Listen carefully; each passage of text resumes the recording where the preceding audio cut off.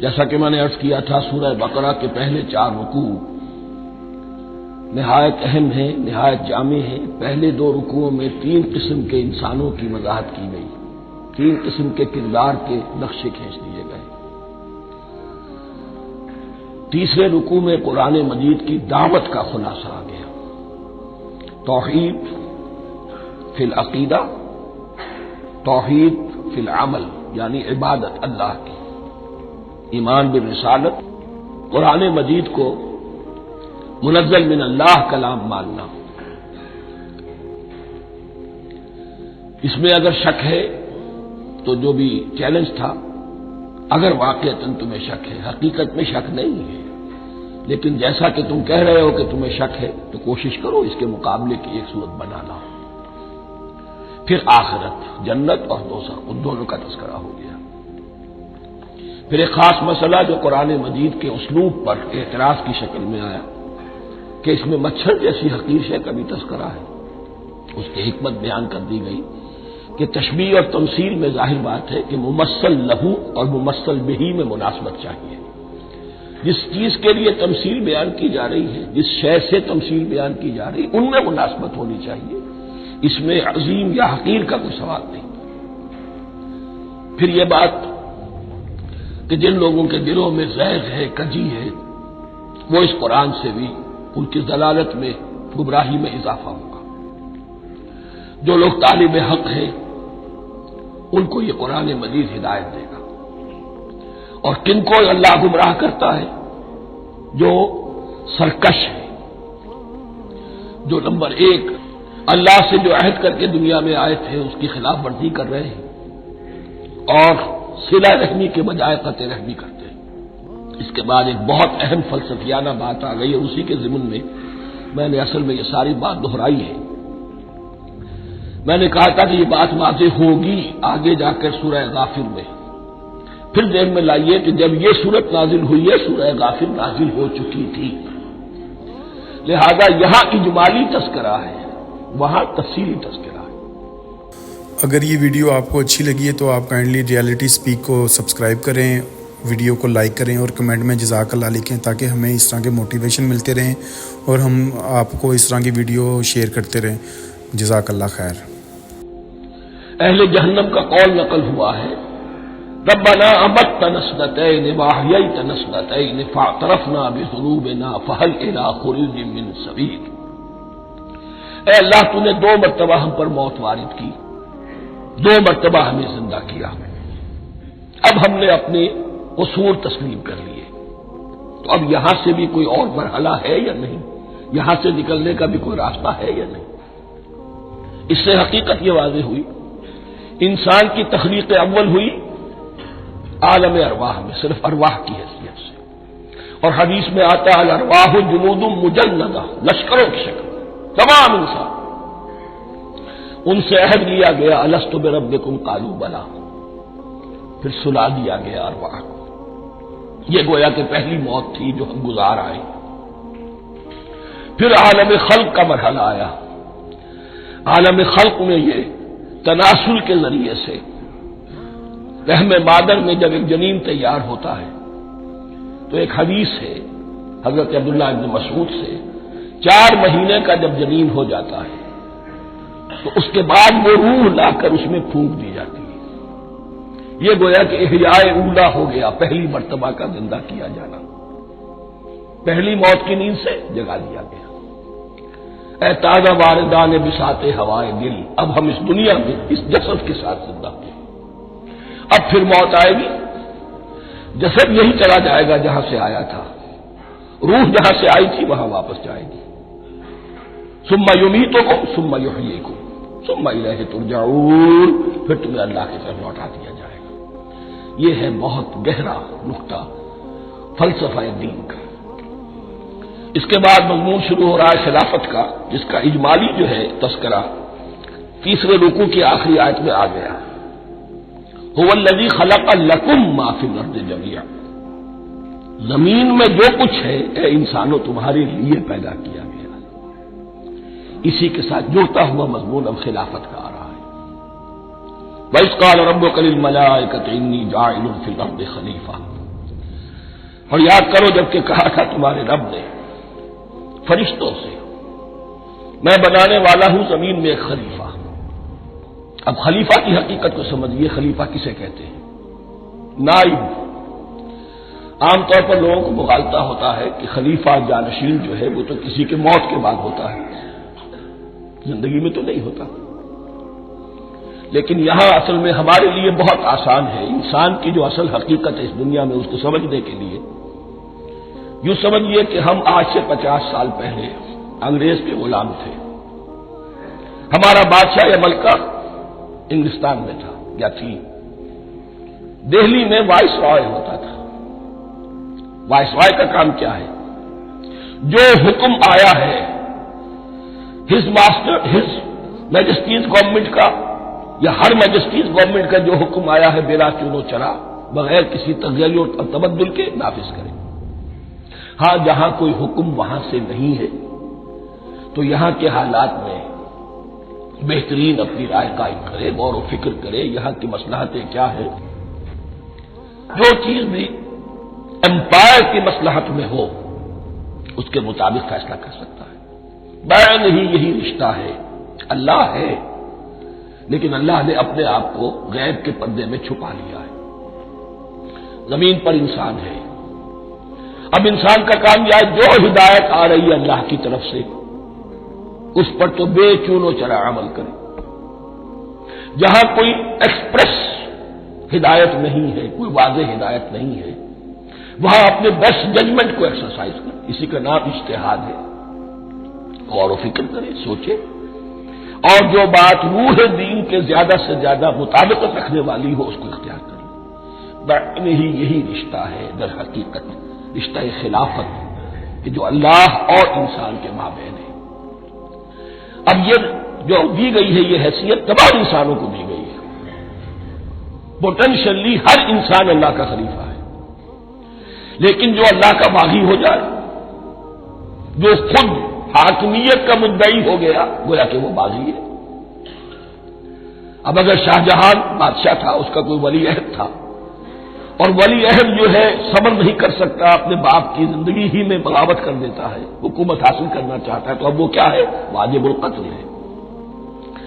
جو لوگ بھی حاکمیت کے مدعی ہو گئے ویسے تو حقیقت واجب القتل ہے، لیکن دنیا میں مہلت دی ہے اللہ نے. یہ دارالامتحان ہے. فوراً قتل نہیں کرتا، فوراً ختم نہیں کرتا. وَلَوْلَا كَلِمَةٌ سَبَقَتْ مِنْ رَبِّكَ إِلَىٰ أَجَلٍ مُّسَمًّى لَقُضِيَ بَيْنَهُمْ. اگر یہ پہلے بات طے نہ ہو چکی ہوتی، ایک وقت معین تک کے لیے انہیں مہلت اللہ نے نہ دی ہوتی تو اللہ فیصلہ چکا دیتا. لیکن مہلت دی ہے. لیکن کم سے کم اتنی سزا ملتی ہے کہ اب وہ خلافت کے حق سے محروم کر دی گئے.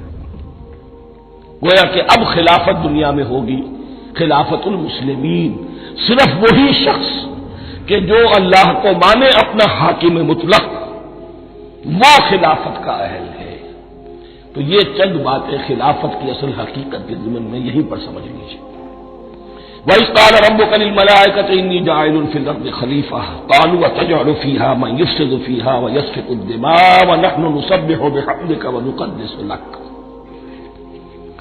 اور یاد کرو جب کہ تمہارے رب نے کہا تھا فرشتوں سے کہ میں زمین میں خلیفہ بنانے والا ہوں، تو انہوں نے کہا کہ کیا تو بنائے گا اس میں جو فساد مچائے گا اس میں اور خوریزی کرے گا. وَنَحْنُ نُسَبِّحُ بِحَمْدِكَ وَنُقَدِّسُ لَكَ. ہم آپ کی تسبیح اور تحمید اور آپ کی تقدیس میں لگے ہوئے ہیں. قَالَ إِنِّي أَعْلَمُ مَا لَا تَعْلَمُونَ. فرمایا میں جانتا ہوں جو تم نہیں جانتے. اب یہاں سوال پیدا ہوتا ہے کہ فرشتوں کو یہ گمان کیسے ہوا، یہ خیال کیسے ہوا. دو رائے ہیں اس میں. ایک تو یہ کہ انسان کی تخلیق سے پہلے اس دنیا میں جنات تھے اور انہیں بھی کچھ اللہ نے تھوڑا سا اختیار دیا تھا اور انہوں نے یہاں فساد مچایا. انہی پر قیاس کرتے ہوئے فرشتوں نے سمجھا کہ انسان بھی پھر زمین میں فساد مچائے گا، خوریزی کرے گا. ایک دوسری اصولی بات یہ کہی گئی ہے کہ خلافت کا لفظ جب استعمال ہوا تو اس کے معنی ہے کہ کوئی نہ کوئی اختیار بھی ملے گا. جنات کے بارے میں خلافت کا لفظ کہیں نہیں آیا، انسان کے بارے میں آ رہا ہے. خلیفہ بالکل بے اختیار نہیں ہوتا. جیسا کہ میں نے عرض کیا جہاں واضح حکم ہے تو اس کی تو تنفیذ، جہاں نہیں ہے وہاں اپنی رائے سے جتنا بھی بہتر سے بہتر سوچ سکتا ہو انسان رائے قائم کرے۔ یہ اختیار جو ہے، ظاہر بات ہے جہاں اختیار ہوگا صحیح استعمال ہونے کا بھی امکان ہے، غلط استعمال ہونے کا بھی امکان ہے۔ اختیار تو بلکہ یہ کہ آپ کا پولیٹیکل سائنس کا تو ایکسیم یہ ہے، authority tends to corrupt and absolute authority corrupts absolutely. تو ٹینڈنسی کرپشن کی ہوتی ہے اختیار کے اندر، اس بنا پر انہوں نے قیاس کیا کہ اس میں فساد ہوگا، خوریزی ہوگی۔ اللہ تعالیٰ نے فرمایا اپنی حکمتوں سے میں خود واقف ہوں، میں کیوں بنا رہا ہوں یہ میں جانتا ہوں، تم نہیں جانتے۔ وَعَلَّمَ آدَمَ الْأَسْمَاءَ كُلَّهَا، اور اللہ نے سکھا دیے آدم کو تمام کے تمام نام۔ اب اس میں بھی ایک رائے تو یہ ہے، بلکہ اس میں تقریباً اجماع ہے مفسرین کا، کہ اس سے مراد ہے تمام اشیاء کے نام، اور تمام اشیاء کے نام سے مراد ہے ان کی حقیقت کا علم۔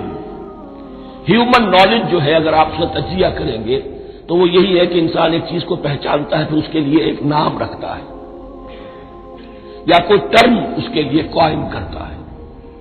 اس نام یا ٹرم اور اس کے حوالے سے، اصطلاح کے حوالے سے بہت سے حقائق کو اپنے ذہن کے اندر محفوظ کرتا ہے۔ تو گویا کہ ان علمہ آدم الاسماء کلھا تمام نام سکھا دیے، کل مادی کائنات کے اندر جو کچھ وجود میں آنے والا تھا ان سب کی حقیقت سے پوٹینشلی حضرت آدم کو آگاہ کر دیا۔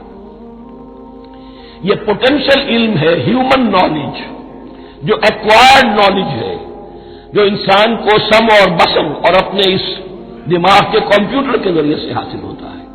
ایک ہے ریویلڈ نالج جو اللہ وحی کے ذریعے سے بھیجتا ہے، ایک ہے ایکوائرڈ نالج، انسان خود علم حاصل کرتا ہے۔ اس نے آنکھوں سے دیکھا، کان سے سنا، نتیجہ نکالا اور اس کمپیوٹر نے اس کو پروسیس کیا، اس نتیجے کو کہیں میموری کے اندر سٹور کر لیا۔ یہ کمپیوٹر ہے بہت بڑا۔ پھر کچھ اور دیکھا، کچھ اور سنا، کچھ چھو کر معلوم ہوا، کچھ چکھ کر معلوم ہوا، کچھ سونگ کر معلوم ہوا، کوئی اور نتیجہ نکلا، اسے وہ پاس میموری کے ساتھ اس کو ٹیلی کیا اور نتیجہ نکالا۔ اس طرح رفتہ رفتہ ان السمع والبصر والفؤاد کل اولئک کان عنہ مسئولا، یہ ایکوائرڈ نالج تین چیزوں سے انسان کو حاصل ہو رہا ہے، سماعت، بصارت اور یہ عقل، جو فائدہ اخذ کرتی ہے، جو اس کو پروسیس کرتی ہے، اس تمام جو سینس ڈیٹا اس کو مہیا ہوتا ہے سینس آرگن کے ذریعے سے۔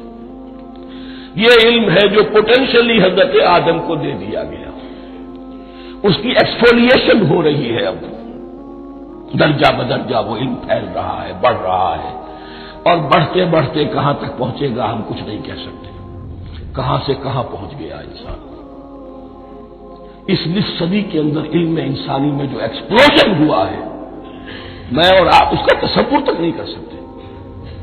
اکثر بڑے بڑے جو سائنسدان ہیں انہیں تصور نہیں ہے، اس لیے کہ ایک شخص اپنی لائن فزکس کے بارے میں جانتا ہے کیا کچھ ہو گیا، یا فزکس کی بھی کسی شاخ کے بارے میں جانتا ہے، باقی دوسری جو لائنوں کے اسے کچھ پتہ نہیں۔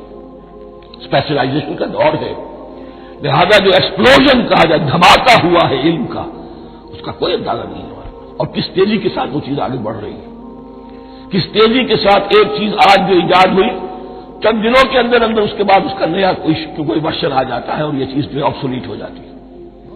کمیونیکیشن کے اندر جو انقلاب عظیم برپا ہوا ہے، تو آپ یہ سمجھیے کہ اقبال نے جو شعر کبھی کہا تھا کہ عروج آدم خاکی سے انجم سہمے جاتے ہیں کہ یہ ٹوٹا ہوا تارا مہ کامل نہ بن جائے، اور یہ مہ کامل بنے گا کب؟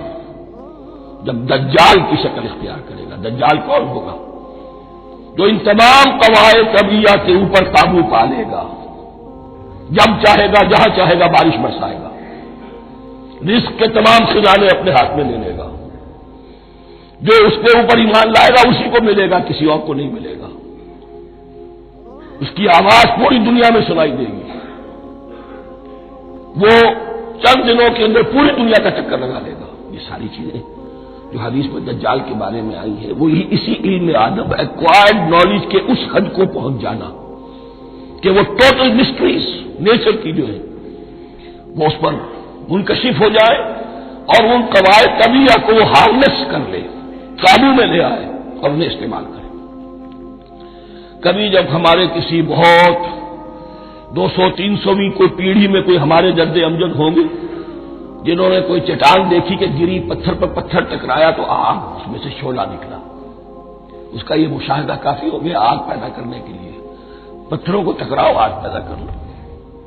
یہ اس دور کی سب سے بڑی ایجاد تھی، آگ، انرجی۔ اب وہ انرجی کہاں سے کہاں پہنچی؟ وہ آگ نے بھاپ کی شکل اختیار کی، پھر ہم نے بجلی ایجاد کی، اور کب کیا ہے، ایٹمک انرجی ہے، اور ڈبل کیا کیا ہے، اللہ عالم۔ ان تمام چیزوں کا تعلق ہے خلافت عرضی کے ساتھ۔ لہذا فرشتوں کو جو بتایا گیا وہ یہ ہے کہ آدم کو علم بھی دیا جا رہا ہے، صرف اختیار ہی نہیں دیا جا رہا، علم دیا جا رہا ہے۔ وَعَلَّمَ آدَمَ الْأَسْمَاءَ كُلَّهَا ثُمَّ عَرَضَهُمْ عَلَى الْمَلَائِكَةِ، پھر ان تمام اشیاء کو پیش کیا فرشتوں کے سامنے۔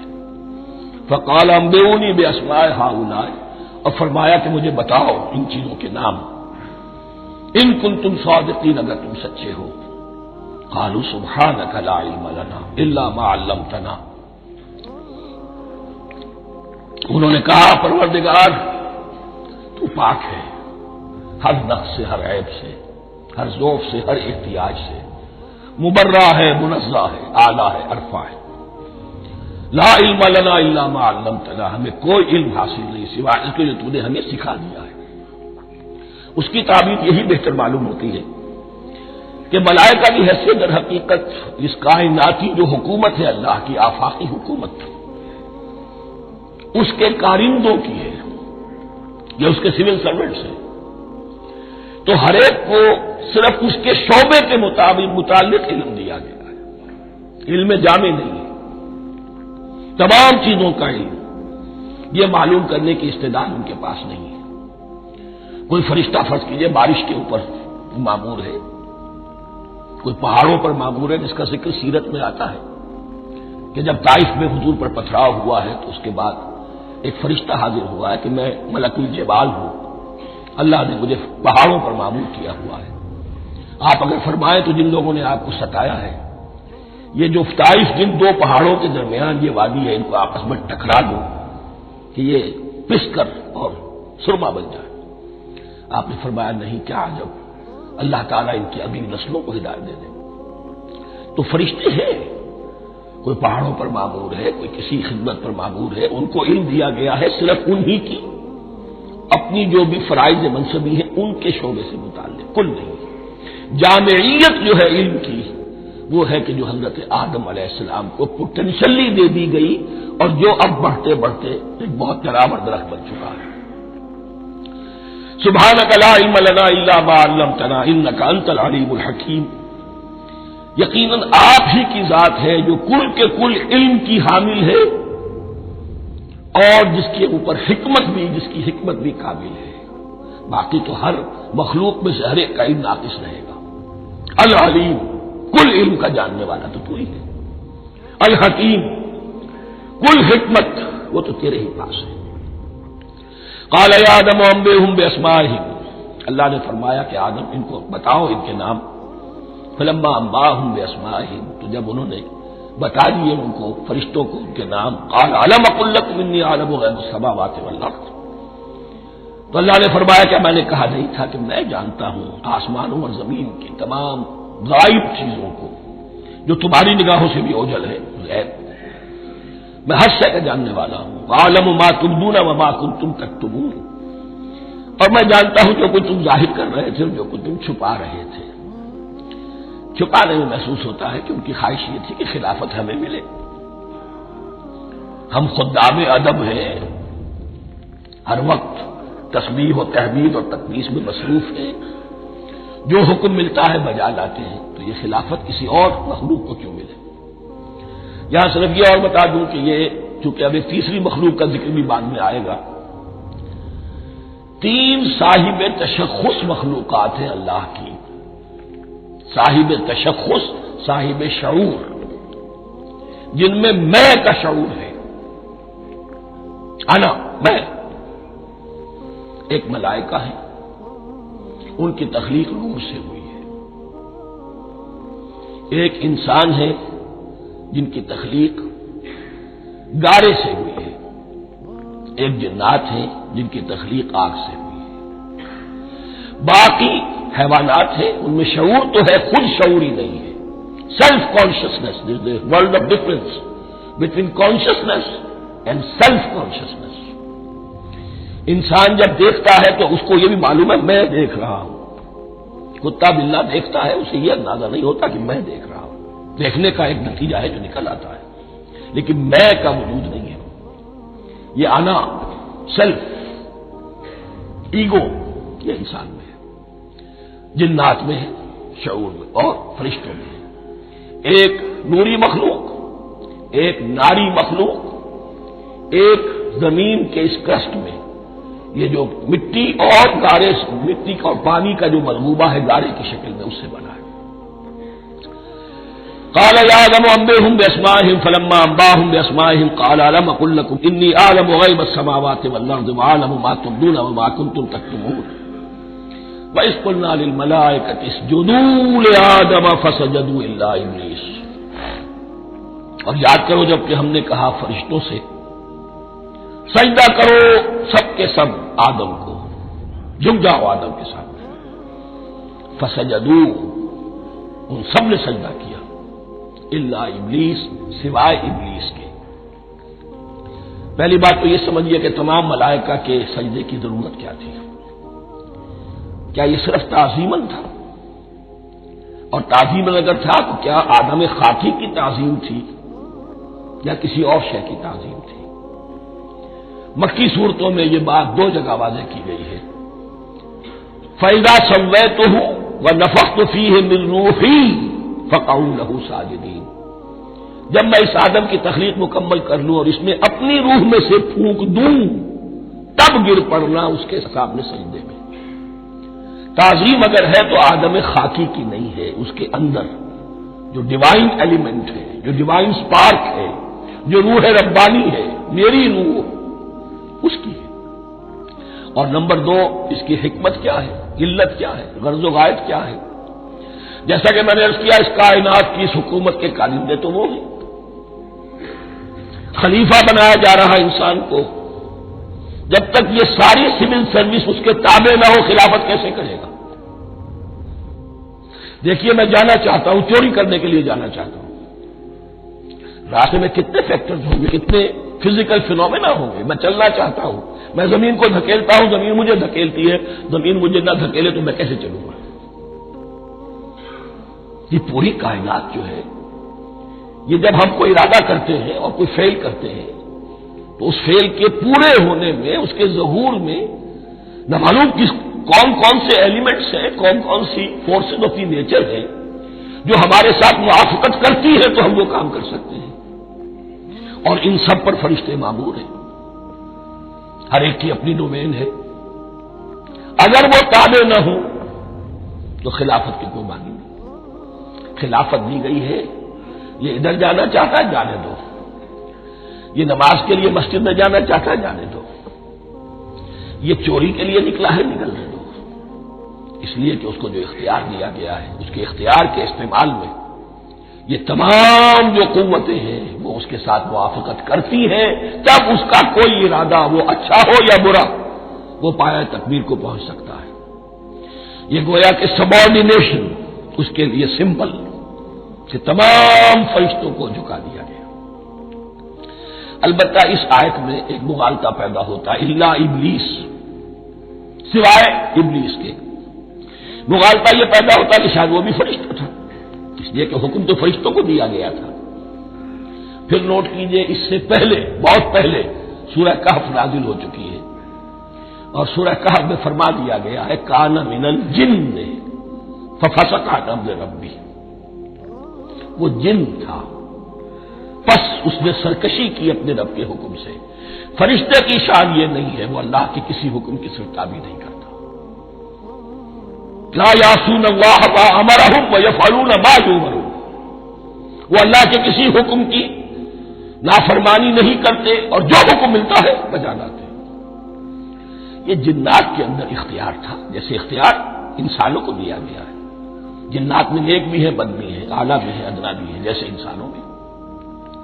لیکن یہ عزازیل جو جن تھا علم اور عبادت دونوں کے اعتبار سے بہت بلند ہو گیا تھا، اور یہ فرشتوں کا یوں سمجھیے کہ ہم نشین فرشتوں کے ساتھ اس طور سے شامل، جیسے بہت سے انسان بھی اگر اپنی بندگی میں، زہد میں، عبادت میں، نیکی میں ترقی کرے تو ان کا ملائے اعلیٰ کے ساتھ، عالم ارواح کے ساتھ، عالم ملائکہ کے ساتھ ایک رابطہ قائم ہوتا ہے۔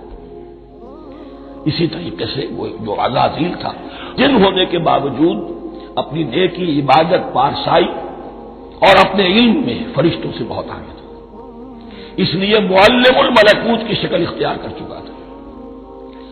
اس کو اپنی زون تھا، یہ بات جیسا کہ میں نے عرض کیا 7 مرتبہ قرآن میں یہ بات آئی ہے، قصہ ابلیس و آدم، کہ فرشتوں کو حکم ہوا کہ سجدہ کرو، سب جھک گئے، ابلیس نے سجدے سے انکار کر دیا 7 مرتبہ۔ یہ 7ویں مرتبہ ہے جو ہم پڑھ رہے ہیں، مصحف میں پہلی مرتبہ آ رہا ہے، ترتیب نزول میں 7ویں مرتبہ آ رہا ہے۔ یہ آدم و ابلیس کا قصہ اس سے آگے سورہ اعراف میں آئے گا، پھر سورہ ہجر میں آئے گا، سورہ بنی اسرائیل میں آئے گا، سورہ کہف میں آئے گا، سورہ طٰہٰ میں آئے گا، سورہ صاد میں آئے گا، 6 مرتبہ مکی قرآن میں، 1 مرتبہ یہاں۔ تو یہاں اشارہ نہیں کیا، اس لیے مغالطہ ہو سکتا ہے، لیکن یہ کہ سورہ کہف میں آپ کو بتا چکا ہوں، کان من الجن ففسق عن امر ربہ، اس نے اپنے رب کے حکم سے سرتابی کی۔ نام اس کا عزازیل تھا، ابلیس اس کا صفاتی نام ہے اب، اس لیے کہ اب لسیبلسو کے معنی ہوتے ہیں مایوس ہو جانا، یہ اللہ کی رحمت سے بالکل مایوس ہے، اور مایوس جو ہو جائے وہ شیطان ہو جاتا ہے۔ اب میرا تو چھٹکارا نہیں ہے، جتنوں کو برباد کر سکوں کروں، میری تو عاقبت خراب ہو چکی ہے، جتنوں کو اپنے ساتھ، ہم تو ڈوبے ہیں سنم، تم کو بھی لے ڈوبیں گے۔ اب وہ شیطان اس معنی میں کہ انسان کی عداوت اس کی گھٹی میں پڑ گئی، اس نے اللہ سے پھر اجازت بھی لی کہ مجھے مہلت دے دے، یوم یبعثون، قیامت تک کے دن کے لیے، تو میں ثابت کر دوں گا کہ یہ آدم اس رتبے کا حقدار نہ تھا، مستحق نہ تھا جو اسے دیا گیا۔ انا خیر منہ، میں اس سے بہتر ہوں، خلقتنی من نار وخلقتہ من طین، تو نے مجھے آگ سے بنایا، اسے گارے سے بنایا، لیکن یہ تکبر ہے در حقیقت کہ جس نے اسے راندہ درگاہ حق کر دیا۔ وَإِذْ قُلْنَا لِلْمَلَائِكَةِ اسْجُدُوا لِآدَمَ فَسَجَدُوا إِلَّا إِبْلِيسَ أَبَىٰ وَاسْتَكْبَرَ، ابا اس نے انکار کیا، واستکبر اور تکبر کیا، استکبار کیا، وَكَانَ مِنَ الْكَافِرِينَ۔ کانا عربی زبان میں 2 طرح کا ہوتا ہے، تامہ، ناقصہ۔ ایک معنی یہ ہو سکتے ہیں کہ ہو گیا، اب اپنے اس استکبار اور انکار کی وجہ سے کانا من الکافرین، وہ کافروں میں سے ہو گیا۔ ایک کانا تامہ ہوتا تھا ہی کافروں میں سے، یعنی اس کے اندر سرکشی چھپی ہوئی تھی، اب ظاہر ہو گئی۔ یہ معاملہ ہوتا ہے، کسی شخص کی بدنیت ہی اس کے اوپر پردے پڑے رہتے ہیں نیکی کے، زہد کے، کسی خاص وقت میں آ کر وہ ننگا ہو جاتا ہے، اور جو اس کے اندر تھا اصل، اس کی حقیقت، وہ سامنے آ جاتی ہے، اس کا امکان ہے۔ تو دونوں معنی اس کے ہو سکتے ہیں۔ وَقُلْنَا يَا آدَمُ اسْكُنْ أَنْتَ وَزَوْجُكَ الْجَنَّةَ، اور ہم نے کہا کہ اے آدم رہو تم اور تمہاری بیوی جنت میں۔ اب یہ جنت کون سی ہے؟ اکثر حضرات کے نام کر کے نزدیک یہ جنت کہیں آسمان ہی میں تھی، آسمان ہی میں حضرت آدم کی تخلیق ہوئی۔ البتہ یہ سب مانتے ہیں کہ ایک وہ جنت الفردوس جو ہے جس میں جانے کے بعد پھر واپس نکلنے کا کوئی امکان نہیں، یہ وہ جنت نہیں ہے جس میں کہ آخرت میں لوگوں کو جا کر داخل ہونا ہے، اس میں داخل ہونے والے کے نکلنے کا کوئی امکان نہیں۔ ایک رائے یہ بھی ہے، میرا رجحان اس رائے کی طرف ہے، تخلیق آدم اسی زمین پر ہوئی ہے، وہ جن مراحل سے گزری ہے تخلیق وہ ایک علیحدہ مسئلہ ہے۔ بایولوجی اور وحی دونوں اس پر متفق ہیں کہ مٹی سے، کرسٹ آف دی ارتھ سے انسان بنا ہے، اس پر اتفاق ہے، قرآن کا بھی اور بایولوجی کا بھی، جدید علم الحیوانات کا بھی، علم الحیات کا۔ سٹیجز کیا ہیں اس میں اختلاف ہو سکتا ہے، اس کو چھوڑ دیجیے، وہ اس وقت کا بحث نہیں۔ یہی کسی اونچے مقام پر کوئی سرسبز و شاداب علاقہ تھا جہاں حضرت آدم کو رکھا گیا، جہاں ہر طرح کے میوے تھے، ہر شے لا تظمأ فیہا ولا تضحیٰ، نہ اس میں بھوک لگے گی، نہ دھوپ تمہیں ستائے گی، ہر طرح کی چیز تمہیں فراہم ہے۔ وہاں رکھے گئے ہیں صرف ایک ڈیمانسٹریشن کے لیے کہ انہیں نظر آ جائے کہ شیطان میرا دشمن ہے، وہ مجھے ورغلائے گا، طرح طرح سے میرے اندر وسوسہ اندازی کرے گا، میرے اور میری اولاد کے، صرف ایک ڈیمانسٹریشن۔ اس کی مثال یوں سمجھیے کہ سلیکشن تو ہو گیا، CSP گریڈ میں کوئی شخص آ گیا ہے، لیکن اب وہ سول سروس اکیڈمی میں رکھا جا رہا ہے۔ تو یہ کوئی اکیڈمی ہو سکتا ہے اسی زمین پر، وہ صرف بتانا یہ تھا کہ تمہیں معلوم ہو جائے کہ یہ شیطان تمہارا دشمن ہے۔ اس لیے کہ اس میں جو ایک لفظ حبوط کا آ رہا ہے، وہ حبوط صرف ایک ہی معنی میں نہیں ہوتا، دوسری معنی میں بھی ہے۔ اللہ عالم، یہ چیزیں پھر متشابہات میں رہیں گی، اس لیے ان کے بارے میں کوئی ایک رائے دوسری رائے، اس کے لیے ذہن سے عقل سے بات کر کے ایک یا دوسری رائے اختیار کر سکتے ہیں۔ وَقُلْنَا يَا آدَمُ اسْكُنْ أَنْتَ وَزَوْجُكَ الْجَنَّةَ، اور ہم نے کہا کہ رہو اے آدم، تم بھی اور تمہاری بیوی بھی باغ میں، اس باغ میں، الجنہ اس باغ میں، گویا کہ اشارہ کیا جا رہا ہے۔ وَكُلَا مِنْهَا رَغَدًا حَيْثُ شِئْتُمْ، اور کھاؤ اس میں سے با فراغت جہاں سے چاہو، ہر طرح کا پھل ہے کھاؤ۔ وَلَا تَقْرَبَا هَٰذِهِ الشَّجَرَةَ، یہاں پہ اس درخت کا نام نہیں دیا گیا، اشارہ اس درخت کے قریب مت جانا۔ فَتَكُونَا مِنَ الظَّالِمِينَ، تو تم ظالموں میں سے ہو جاؤ گے، تم حد سے گزرنے والوں میں سے ہو جاؤ گے۔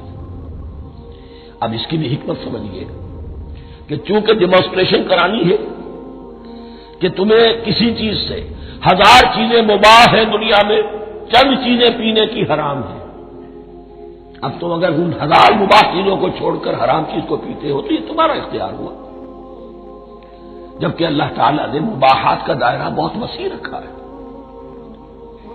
جس سے چاہو چند رشتے ہیں جو بیان کر دیے گئے، یہ حرام ہے، محرمات ہے، ابدیہ ہیں، ان سے تو شادی نہیں ہو سکتی، باقی کسی مسلمان عورت سے دنیا کے کسی کونے میں وہ شادی کر سکتے، کروڑوں کے آپشنز آپ کے لیے خالی کھلے ہیں، لیکن پھر بھی انسان شادی نہ کرے، زنا کرے، یہ گویا کہ اس کی اپنی خباثت نفس ہے۔ ایک نہیں، دو دو، تین تین، چار چار تک شادی کرو، اجازت ہے تمہیں۔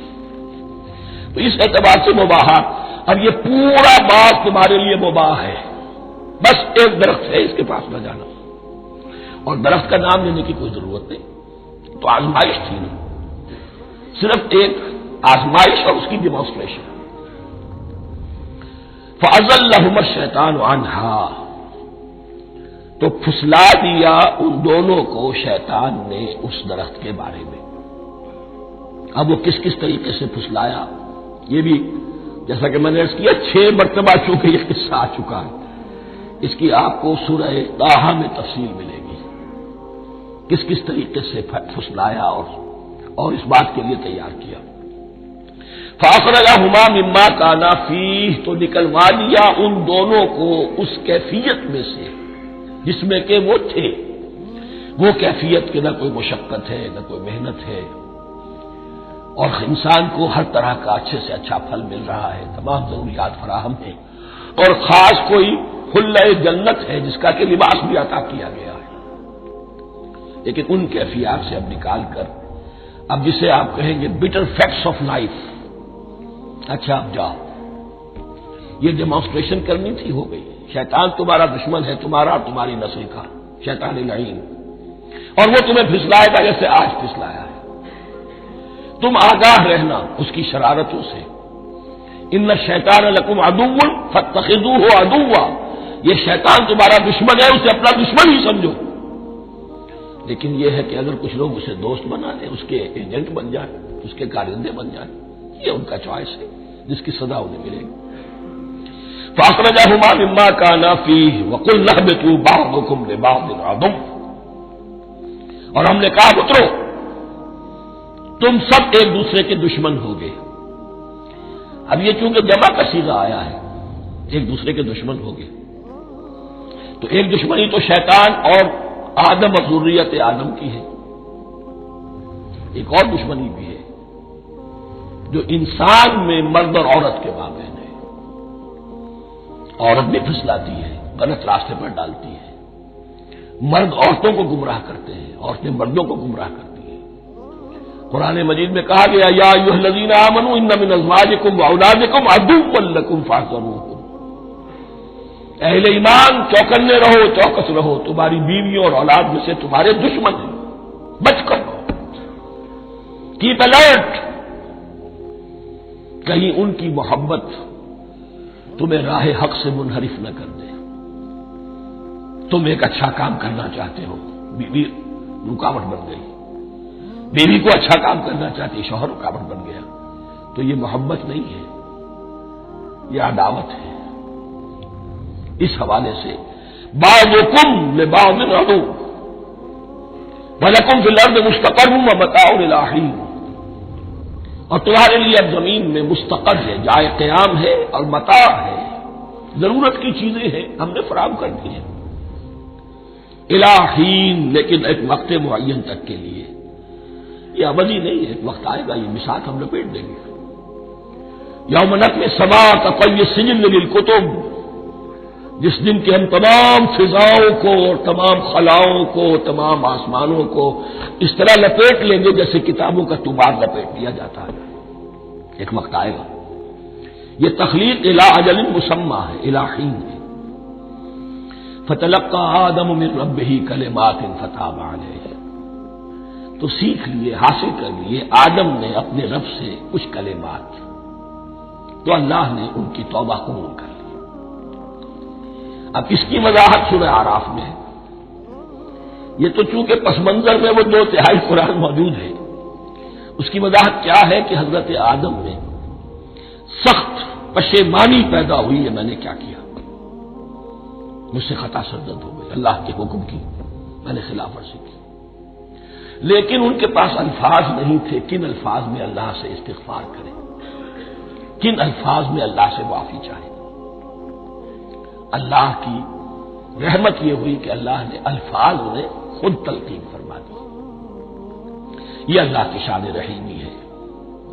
اصل شے جو ہے وہ انسان کے اندر گناہ پر ندامت کا پیدا ہو جانا ہے، یہ اصل توبہ ہے۔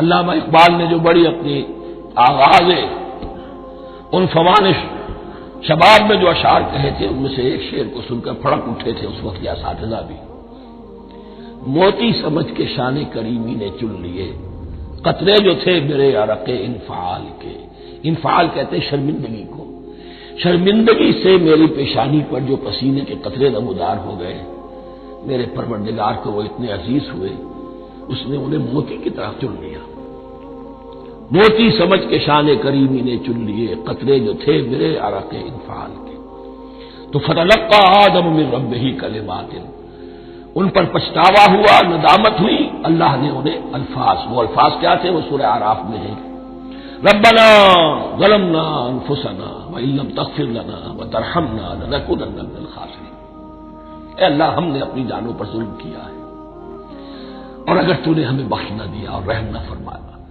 تو ہم تو خسارہ والوں میں ہو جائیں گے، تباہ ہو جائیں گے، برباد ہو جائیں گے۔ یہی پر فوری تقابل موجود ہے، غلطی ابلیس سے بھی ہوئی، حکم سے سرتابی ہوئی، لیکن اس پر ندامت نہیں ہوئی، تکبر کی بنا پر اور اکڑ گیا، انا خیر منہ، غلطی آدم سے بھی ہوئی، نافرمانی ہوئی، لیکن اس پر پشیمان ہوئے اور توبہ کی۔ وہ شیطنت ہے، یہ آدمیت ہے، ورنہ کوئی انسان گناہ سے اور معصیت سے مبرہ نہیں ہے۔ حضور کی ایک حدیث ہے کل بنی آدم کلکم خطاؤون، کل بنی آدم خطاؤون وخیر الخطائین التوابون، آدم کے تمام اولاد، تمام انسان خطا کار ہیں، ان خطا کاروں میں بہتر وہ ہیں، اچھے وہ ہیں جو توبہ کرتے ہیں۔ تو یہاں حضرت آدم سے غلطی ہوئی، انہوں نے توبہ کی، پشیمانی ہوئی، ندامت ہوئی، اس نے کی اور اس پر جم گیا، اصرار کیا۔ فتلقى آدم من ربہ کلمات فتاب علیہ انہ هو التواب الرحیم، یقیناً وہی تو ہے بہت توبہ کو قبول فرمانے والا اور بہت رحم فرمانے والا۔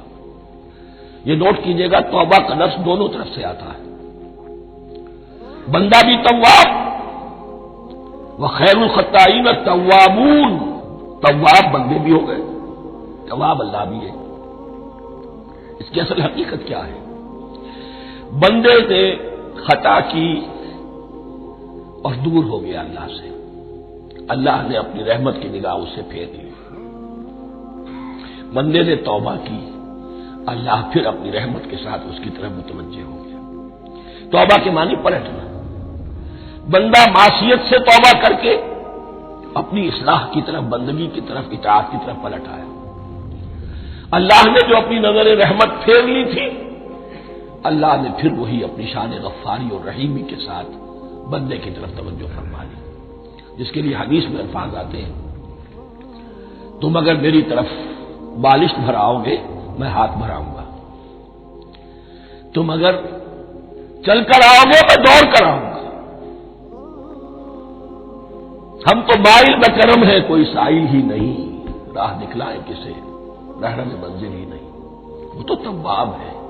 بس فرق یہ ہے کہ تابہ بندے کے لیے ہوگا تو الہ ہوگا، تابہ الہ، انی تم تو الیک، اور جب اللہ کی طرف سے ہوگا تابہ علیہ، وہ اعلی ہوگا، اس پر توبہ کی، یعنی اللہ کی بلند شان ہے تو انسان توبہ کرتا ہے تو اس کی طرف توبہ کرتا ہے، اللہ کی شان کیا ہے وہ توبہ کرتا ہے تو بندے پر اعلی، فتاب علیہ انہ هو التواب الرحیم۔ قل اہبطوا منها جميعا، ہم نے کہہ دیا اتر جاؤ اس سے تم سب کے سب، فإما یاتینکم منی ھدی، اب یہاں لفظ آیا اہبطوا، یہاں بھی پہلے بھی آیا ہے۔ جو حضرات یہ سمجھتے ہیں کہ تخلیق آدم آسمانوں پر ہوئی ہے اور جنت بھی وہ آسمان میں ہے جہاں رکھے گئے تھے، آزمائشی یا ٹریننگ یا ڈیمانسٹریشن والی جنت، وہ یہاں حبوط کا ترجمہ کریں گے کہ آسمان سے زمین پر اترنے کا حکم دیا گیا۔ جو لوگ سمجھتے ہیں یہی کسی بلند مقام پر تھے، وہ کہتے ہیں کہ نیچے اترو، کسی بڑی اونچی سطح مرتفع پر اگر کوئی جگہ تھی تو اب نیچے اترو اور جاؤ، اب تمہیں زمین میں ہل چلانا پڑے گا، اب روٹی حاصل کرنے کے لیے یہ جو نعمتوں کے دسترخوان یہاں بچھے ہوئے تھے یہ اب تمہارے لیے نہیں ہے۔ اس کے لیے اس معنی میں لفظ کا استعمال جو ہے وہ آ جائے گا آگے چل کر اسی سورہ بقرہ کے اندر، کہ اس معنی میں بھی سورہ بقرہ کے 7ویں رکوع میں یہ لفظ استعمال ہوا ہے، تو امکان اس کا بھی ہے۔ بس اس سے آگے ادھر یا ادھر کی زیادہ بحث کرنے کا یہ موقع دورہ ترجمہ قرآن میں نہیں ہے۔ قل اہبطوا منها جميعا فإما یاتینکم منی ھدی فمن تبع ھدایا فلا خوف علیہم ولا هم یحزنون، تو جب بھی آئے گی تمہارے پاس میری جانب سے کوئی ہدایت، تو جو کوئی میری ہدایت کی پیروی کرے گا اس کے لیے نہ خوف ہوگا اور نہ وہ حزن سے دوچار ہوگی۔ یہ ہے علم انسانی کا دوسرا گوشہ، ریویلڈ نالج۔ اس چوتھے رکوع کی جو حسن ہے اسے دیکھیے، شروع میں ایکوائرڈ نالج کا ذکر ہے جو پوٹینشلی حضرت آدم کی ذات میں رکھ دیا گیا، اور جو انسان نے پھر اپنی محنت سے ان السمع والبصر والفؤاد اس کے ذریعے سے آگے بڑھایا۔ یہ علم ہے چل رہا ہے، آج مغربی اقوام ہم سے بہت آگے ہیں، کبھی ایک زمانے میں مسلمان آگے نکل گئے تھے، لیکن ظاہر بات ہے کہ اس دنیا میں عروج تو انہی کو ہوگا جو ان چیزوں میں سب سے زیادہ جس کی آگہی حاصل ہوگی۔ البتہ ایک علم وہ ہے جو آسمان سے نازل ہوتا ہے، یہ گیون ہے، ریویلڈ نالج ہے، یہ وحی ہے۔ فَإِمَّا يَأْتِيَنَّكُم مِّنِّي هُدًى، تمہارے مقام خلافت کا تقاضا یہ ہے جو احکام ہمارے آئے، جو ہدایات ہم بھیجیں ان کو تو پوری طریقے سے اس کی پیروی کرو۔ فَمَن تَبِعَ هُدَايَ، تو جو کوئی بھی میری ہدایت کی پیروی کرے گا فَلَا خَوْفٌ عَلَيْهِمْ وَلَا هُمْ يَحْزَنُونَ وَالَّذِينَ كَفَرُوا، اور جو ناشکری کریں گے، کفر کریں گے، انکار کریں گے، وَكَذَّبُوا بِآيَاتِنَا، اور ہماری آیات کو جھٹلائیں گے، فَأُولَٰئِكَ أَصْحَابُ النَّارِ هُمْ فِيهَا خَالِدُونَ، تو وہ جہنمی ہوں گے، آگ والے ہوں گے، اس میں ہمیشہ رہیں گے۔ یہ ہے گویا کہ چارٹر، اس نوع انسانی کو جو ابدی چارٹر اللہ نے دیا ہے، جبکہ زمین کا چارج دے دیا گیا خلیفہ کی حیثیت سے۔ یہاں یہ 4 رکوع جو ہے سورہ بقرہ کے جو میں نے عرض کیا تھا، قرآن کی دعوت، قرآن کا بنیادی فلسفہ، اس پر یہ جام ہے، اور یہ مکی صورتوں کے مضامین کا خلاصہ۔ اب یہاں سے شروع ہو رہا ہے 5ویں رکوع سے مسلسل 10 رکوع مسلسل خطاب ہے بنی اسرائیل سے. البتہ ان میں ایک تقسیم ہے. پہلے رکوع میں دعوت ہے. دعوت جب ہوتی ہے تو آمادہ کرنا، تشویق، ترغیب، دل جوئی، نرمی، یہ دعوت کے اجزاء لا ينفک ہیں. اس کے بغیر دعوت مؤثر نہیں ہوتی. لہذا ان 7 آیات میں یہ یوں سمجھیے کہ ان 10 رکوعوں کے لیے یہ بمنزلہ فاتحہ ہے. جیسے سورہ فاتحہ 7 آیتوں کی، ایسے ہی اس دعوت سابقہ امت مسلمہ کو دعوت دی جا رہی ہے. تو کس طرح دی جا رہی ہے؟ یہ کون تھے؟ یہ بھی مسلمان ہی تو تھے نا. کافر تو ہو گئے حضور کا انکار کر کے، ورنہ وہ موسیٰ کے ماننے والے، شریعت ان کے پاس، بڑے بڑے علماء ان میں، علم کا چرچا ان میں، سب کچھ تھا. ان کو دعوت دی جا رہی ہے. لیکن میں اس لیے آپ کو چاہتا ہوں، اس کو توجہ دلا رہا ہوں، آج اگر مسلمانوں میں جو غافل ہو گئے، اپنی حقیقت کو بھول گئے، اپنے فرض منصبی سے غافل ہو گئے، دنیا کے اور قوموں کی طرح کی ایک قوم بن کر رہ گئے، اگر کوئی ایک داعی گروہ کھڑا ہو، کوئی جماعت، کوئی فرد، اور اس سے جماعت بنے، تو ظاہر بات ہے سب سے پہلے اسے اسی امت کو دعوت دینی ہوگی. اس لیے کہ دنیا تو اسلام کو پہچانے گی اس امت کے حوالے سے. Physician heal by self. پہلے یہ تو ٹھیک ہو، یہ کہیں پر صحیح اسلام کا نمونہ پیش کرے تو دنیا کو دعوت دے سکو گے. آؤ دیکھو یہ ہے اسلام. اس لیے ان کو جو دعوت دینے کا اسلوب ہونا چاہیے وہ عکس ہوگا اس اسلوب کا جو ان 7 آیات میں ہمارے سامنے آ رہا ہے. یا بنی اسرائیل اذکروا نعمتی التی انعمت علیکم. اے بنی اسرائیل، اسرائیل کو سمجھ لیجئے یہ مرکب لفظ ہے. اسم اسی سے اسیر بنا ہے. اسیر جو کسی کا قیدی ہوتا ہے. ایل عبرانی میں اللہ کے لیے ہے، اور اسرائیل کا ترجمہ ہے عبداللہ، اللہ کا غلام، اللہ کے ساتھ بندھا ہوا اس کی اطاعت کے قلاتے کے اندر. تو یہ اسرائیل یہ لقب ہے حضرت یعقوب علیہ السلام کا. ان کے 12 بیٹے تھے، 12 بیٹوں سے جو نسل چلی وہ بنی اسرائیل ہے. انہی میں حضرت موسیٰ کی بعثت ہوئی اور تورات انہیں دی گئی. پھر یہ ایک بہت بڑی امت بنے. ان پر 4 ادوار آ چکے تھے قرآن مجید کے نزول کے وقت تک. 2 مرتبہ اللہ کی رحمت کی بارشیں ہوئیں، انہیں عروج نصیب ہوا. 2 مرتبہ ان کو دنیا پرستی، شہوت پرستی، اللہ کے احکام کو پس و پش ڈال دینے کی سزا میں عذاب کے کوڑے ان پر برسے. اس کا ذکر آئے گا سورہ بنی اسرائیل کے پہلے رکوع میں. اس وقت جب کہ قرآن نازل ہو رہا ہے، اس وقت وہ اپنے اس زوال کے دور میں تھے. حال یہ تھا کہ حضور صلی اللہ علیہ وسلم کی بعثت سے پہلے ہی 2nd ٹیمپل بھی شہید کیا جا چکا تھا، گرایا جا چکا تھا. حضرت سلیمان نے جو بنایا تھا ہیکل سلیمانی، جس کو یہ 1st ٹیمپل کہتے ہیں، اسے نیبوکدنیزر نے گرا دیا تھا حضرت مسیح سے بھی کئی 100 سال پہلے. لیکن اس کے بعد پھر یہ رومنز نے سن 70 عیسوی میں حضور کی ولادت سے 500 برس پہلے ان کا یہ یروشلم تباہ و برباد ہوا، اس میں لوگوں کو قتل کیا گیا، قتل عام ہوا، اور 2nd ٹیمپل جو ہے وہ بھی گرا دیا گیا، جو اب تک گرا پڑا ہوا ہے. صرف ایک ویلنگ وال ہے جس کے پاس جا کر یہودی جو ہے ماتم کر دیتے ہیں، روتے ہیں.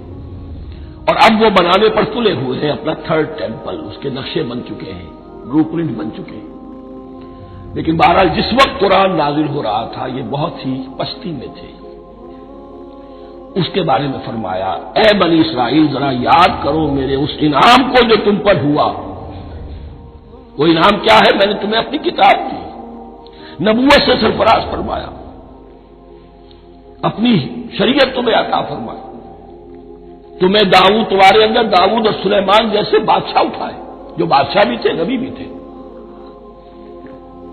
وَأَوْفُوا بِعَهْدِي، اور میرے وعدے کو پورا کرو تاکہ میں بھی اپنے وعدے کو پورا کروں. یہ وعدہ ہے جو کتاب استثناء جو ہے اولڈ ٹیسٹمنٹ کی ڈیوٹرانومی، اس کے 18ویں باب کی آیت نمبر 18-19 میں ہے۔ حضرت موسیٰ سے خطاب کر کے اس میں اللہ نے یہ الفاظ فرمائے، میں ان کے بھائیوں میں سے تیرے مانند ایک نبی برپا کروں گا اور اس کے منہ میں اپنا کلام ڈالوں گا، اور وہ وہی کچھ بتائے گا جو میں اس سے کہوں گا۔ یہ گویا کہ حضرت موسیٰ علیہ السلام کی امت کو بتایا جا رہا تھا کہ نبی آخر الزماں آئیں گے اور تمہیں انہیں قبول کرنا ہے۔ قرآن مجید میں اس کا بڑا تفصیلی ذکر سورہ اعراف میں آئے گا انشاءاللہ، لیکن یہاں فرمایا اوفوا بعہدی اوف بعہدکم، تم میرا عہد کرو پورا کرو، میرے اس نبی کو تسلیم کرو، اس پر ایمان لاؤ، اس پر کی صدا پر لبیک کہو، تو میں تمہیں میرے انعام و اکرام اور بڑھتے چلے جائیں گے۔ وَإِيَّایَ فَارْہَبُونِ، اور صرف مجھ سے ڈرو۔ وَآمِنُوا بِمَا أَنزَلْتُ مُصَدِّقًا لِمَا مَعَكُمْ، اور ایمان لاؤ اس پر جو میں نے نازل کیا ہے، جو تمہارے پاس میں تورات ہے اس کی تصدیق کرتے ہوئے آیا ہے۔ اس کے دو معنی ہے، ایک تو قرآن تصدیق کرتا ہے تورات کی اور انجیل کی، فیہا ھدی ونور، فیہ ھدی ونور، اور دوسرے یہ کہ قرآن اور محمد صلی اللہ علیہ وسلم ان پیشین گوئیوں کے مصداق بن کر آئے ہیں جو تورات میں تھی، ورنہ وہ پیشین گوئیاں جھوٹی ثابت ہوتی۔ ان کے مصداق کون ہے؟ قرآن اور محمد صلی اللہ علیہ وسلم، یہ دونوں معنی اس کے ہیں۔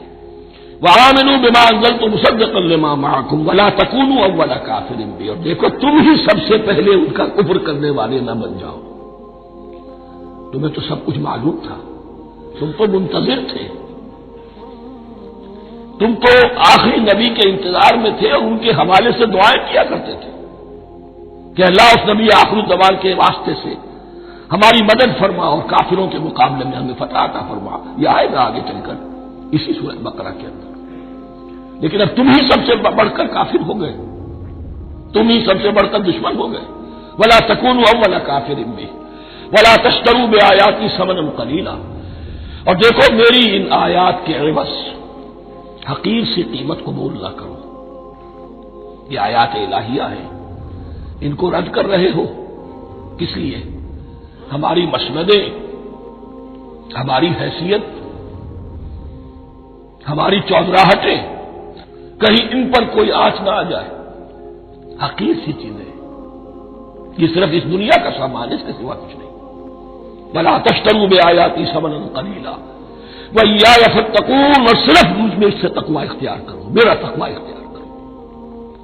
وَلَا تَلْبِسُوا الْحَقَّ بِالْبَاطِلِ وَتَكْتُمُوا الْحَقَّ وَأَنْتُمْ تَعْلَمُونَ، اور نہ گڑبڑ کرو حق کے ساتھ باطل کو، اور بس چھپاؤ حق کو، ذرا حالے کہ تم جانتے ہو۔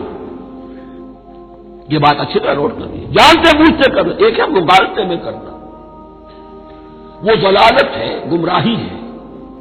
ایک جان بوجھ کر کرنا، حق کو پہچان کر اسے رد کرنا، یہ پھر اللہ تعالیٰ کے غضب کو دعوت دینا ہے، wrath of اللہ، اس کے غضب کو دعوت دینا ہے کہ حق کو پہچان کر اس کی نفی کی جائے۔ وَأَنْتُمْ تَعْلَمُونَ، علماء یہود قرآن مجید میں آگے چل کر آئے گا، ایسے پہچانتے تھے محمد کو اور قرآن کو جیسے اپنے بیٹوں کو، یعرفونہ کما یعرفون ابناہم، ایسے پہچانتے جیسے اپنے بیٹوں کو۔ وَأَقِیمُوا الصَّلَاةَ وَآتُوا الزَّکَاۃَ، دیکھو نماز قائم کرو، زکات ادا کرو۔ وَارْکَعُوا مَعَ الرَّاکِعِینَ، اور جھکنے والوں کے ساتھ جھکو۔ یہ اول تو رکوع کو انہوں نے اپنے ہاں سے خارج کر دیا تھا، ثانیاً باجماعت نماز ان کے ہاں ختم ہو گئی تھی۔ وَارْکَعُوا مَعَ الرَّاکِعِینَ، جماعت باجماعت نماز کی طرف اشارہ ہے۔ أَتَأْمُرُونَ النَّاسَ بِالْبِرِّ وَتَنْسَوْنَ أَنفُسَكُمْ، کیا تم لوگوں کو نیکی کا حکم دیتے ہو، تقویٰ کی، پارسائی کی تعلیم دیتے ہو؟ میں کہہ رہا ہوں نا کہ اصل میں مخاطب کون ہے؟ علماء یہود۔ اس آیت سے ثابت ہو گیا، عالم ہمارا بھی جب بھی کھڑا ہوگا اونچے سے اونچا آواز کہے گا، اعلیٰ سے اعلیٰ بات کہے گا۔ اکثر و بیشتر کا حال یہ ہے کہ ان کا اپنا کردار دیکھیے تو کوئی مناسبت ہی نہیں اس سے کہ جو وہ بات کہہ رہا ہے، جو لوگوں کو دعوت دے رہا ہے اس پر خود عمل نہیں۔ تو یہی در حقیقت علماء یہود کا کردار بن چکا تھا۔ أَتَأْمُرُونَ النَّاسَ بِالْبِرِّ وَتَنْسَوْنَ أَنفُسَكُمْ، کیا تم لوگوں کو نیکی کا حکم دیتے ہو اور خود اپنے آپ کو بھول جاتے ہو؟ وانتم تتلون الکتاب، اور یہ سب کچھ تم کر رہے ہو اس حال میں کہ کتاب پڑھتے بھی ہو، تورات پڑھتے ہو، صاحب تورات ہو۔ ہمارے بھی بہت سے علماء کا علماء سو جنہیں ہم کہتے ہیں حال یہ ہو چکا ہے، خود بدلتے نہیں قرآن کو بدل دیتے ہیں، ہوئے کس درجہ فقیہان حکم بے توفیق۔ جو صورتحال ہے صرف قرآن کا متن بچا ہوا ہے، اس کے مفہوم میں، اس کی تفسیر میں، اس کے ترجمے میں تو تحریفیں موجود ہیں، بڑی بڑی تحریفیں موجود ہیں، متن بچا ہوا ہے، وہ اس لیے کہ اللہ تعالیٰ نے اس کی حفاظت کا ذمہ لیا ہے۔ وَاسْتَعِینُوا بِالصَّبْرِ وَالصَّلَاةِ، اور مدد حاصل کرو دو چیزوں سے، صبر اور نماز۔ یہ صبر کا لفظ یہاں پر بہت قیمتی ہے، بہت بامانی ہے۔ علماء سو کیوں وجود میں آتے ہیں؟ جب وہ دنیا کے کتے بن جائیں گے تو دین کو بدنام کرنے والے ہوں گے۔ بظاہر دینی مناسب ہیں، لیکن اصل میں ان کے پردے میں دنیا داری کی جا رہی ہے، صبر نہیں، بس صبر کے ساتھ اور نماز کے ساتھ، اس لیے کہ آپ صحیح راستے پر آئیں گے۔ اگر کوئی عالم دین لوگوں پر تنقید کرے گا، لولا ینہاہم الربانیون والاحبار، کیوں نہیں روکتے ان کے علماء اور ان کے اولیاء اور صوفیاء ان کو حرام کھانے سے اور جھوٹ بولنے سے؟ اگر کوئی شخص روکے گا اس کو پھر نذرانے تو نہیں ملیں گی، اس کی خدمتیں تو نہیں ہوں گی۔ اگر تو دنیا میں صبر اختیار کرنا ہے تب تو آپ حق بات کہہ سکتے ہیں، اور اگر دنیاوی ایمبیشنز ہے تو پھر آپ کو کہیں نہ کہیں کمپرومائز کرنا پڑے گا۔ وَاسْتَعِینُوا بِالصَّبْرِ وَالصَّلَاةِ، صبر اور نماز۔ وَإِنَّهَا لَكَبِیرَةٌ، اور یقیناً یہ بہت بھاری شے ہے، بہت بھاری شے ہے۔ عام طور پر خیال یہ ہے کہ انہا کی ضمیر صرف صلاۃ کی طرف جاتی ہے، نماز بہت بھاری ہے۔ ایک رائے یہ ہے کہ نہیں، یہ پورے طرز عمل کی طرف جا رہی ہے، یہ طرز عمل کہ خود صبر کرو، اس دنیا میں صبر کرو، دنیا اور دنیا کے متعلقات میں کم سے کم پر قانے ہو جاؤ، اور حق کا بول بالا کرنے کے لیے میدان میں آ جاؤ، یہ طرز عمل۔ اور اس میں پھر نماز، الصلاۃ وعماد الدین۔ وَإِنَّهَا لَكَبِیرَةٌ إِلَّا عَلَى الْخَاشِعِینَ، یہ یقیناً بہت بھاری چیز ہے، یہ روش، یہ رویہ بھی بہت بھاری اور نماز بھی بہت بھاری ہے، سوائے ان خشوع رکھنے والوں کے، ڈرنے والوں کے، جن کے دل جھک گئے ہیں اللہ کے سامنے۔ الذین یظنون انہم ملاقو ربہم، جنہیں یہ یقین ہے کہ انہیں اپنے رب سے ملاقات کرنی ہے، جیسا کہ میں نے شروع میں توجہ دلائی تھی، وبالآخرۃ ہم یوقنون، یہ ایمان بالآخرت ہے جو انسان کو سیدھا رکھتا ہے عمل کے میدان میں۔ الذین یظنون انہم ملاقو ربہم وانہم الیہ راجعون، اور جنہیں یہ یقین ہے کہ بالآخر اسی کی طرف ہمیں لوٹنا ہے۔